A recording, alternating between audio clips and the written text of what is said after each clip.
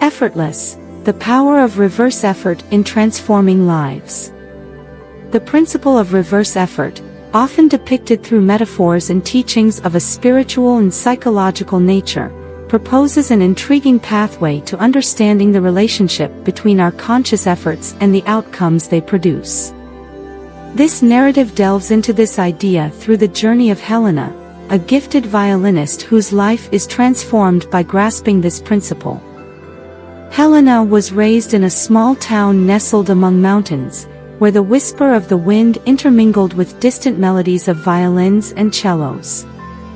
From an early age, she exhibited an extraordinary talent for the violin, an instrument that became not just her passion but the centerpiece of her life.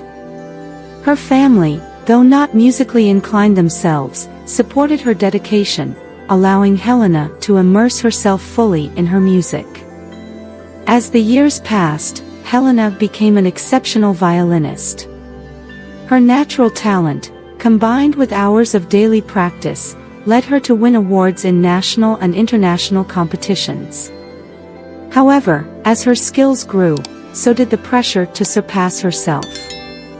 Each performance became a battle against herself, an attempt to achieve absolute perfection. Helena began to notice that the more she exerted herself, the more the nuances of the music seemed to elude her. The notes, once clear and luminous in her mind, started to blur, losing the brightness and passion that once flowed from her violin. This performance paradox started affecting not just her music but her mental and physical health as well.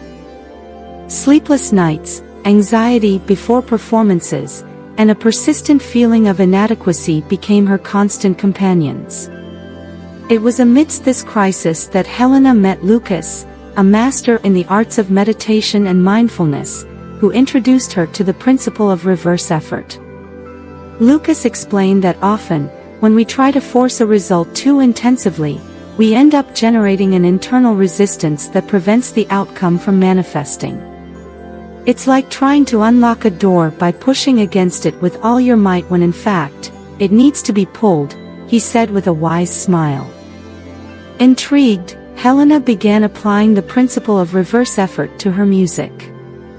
Instead of intensely focusing on each note, trying to control every aspect of her performance, she began to allow herself to feel the music more deeply and intuitively. She imagined the music flowing through her effortlessly, like water running through a stream. Gradually, the anxiety and tension began to give way to a sense of freedom and ease. As Helena deepened her practice of reverse effort, she noticed changes not just in her music but across various aspects of her life. Situations that had previously caused her stress now seemed more manageable. Relationships that had been strained began to harmonize. Her physical and mental health significantly improved. Reverse effort had taught her the importance of letting go, trusting the process, and allowing things to happen naturally. Helena's transformation did not go unnoticed.